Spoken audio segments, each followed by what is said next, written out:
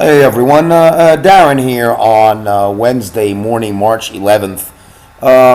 Looking today at a weekly chart of the S&P 500, but before we do so, let's just look at the legal disclaimer as per usual. As you know, I am compelled to post the disclaimer on every video, so please take a few seconds and go to and take a look at it.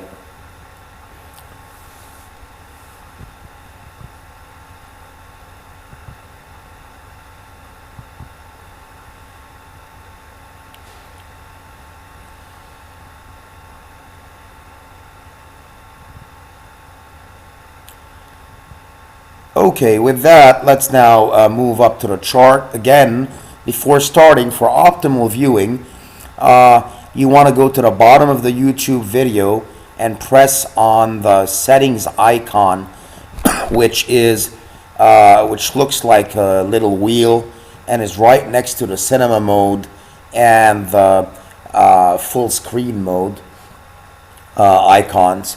Once you click on settings, you want to pick the highest resolution, so 360p or 480p if available. Do not leave it on auto. Now, after you've done that, you want to press on the full screen mode to get an enlarged picture of the chart. With that, let us begin. And again, this is a chart, a weekly chart of the S&P 500. As we mentioned over the weekend, it looked like the S&P was beginning some sort of a pullback, a corrective type period.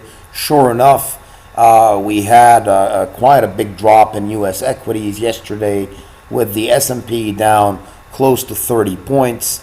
So we're not really surprised by what's taking place on red bars, so sellers firmly in control. And would not really read much into it unless we get a close below the midline of the super trend, the gray crosses here. But we're still actually quite some distance away from that. And but I would not be surprised to see a test of the midline over the coming weeks. Looks like the market is finally taking some sort of a breather.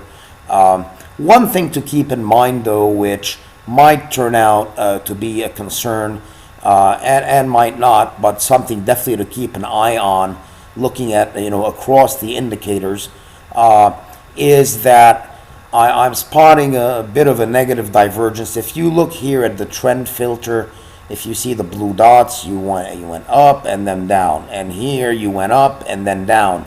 But on this one, the top is shallower than the preceding top. I see the same thing on the relative strength again, and that's what you call a negative divergence. Now that sometimes is a telltale sign that something, a bigger move than usual is in the offing. Sometimes it does pan out, sometimes it doesn't, but definitely worth keeping an eye on. I'm sure that if something major has started, everybody will say, well, nobody saw it coming. What we thought was a minor correction has now turned out to be, a full-blown trend change in the S&P. But for now, we can only qualify what we're seeing as, corrective pullback action. As long as we stay on the right side of the super trend, that's what we have to consider it to be. If we get a couple of bars below, consecutive bars below the midline, then we would have to really reconsider the prospects of the index. But for now, this is nothing major for the time being.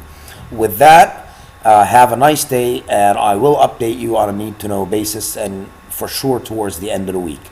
Take care.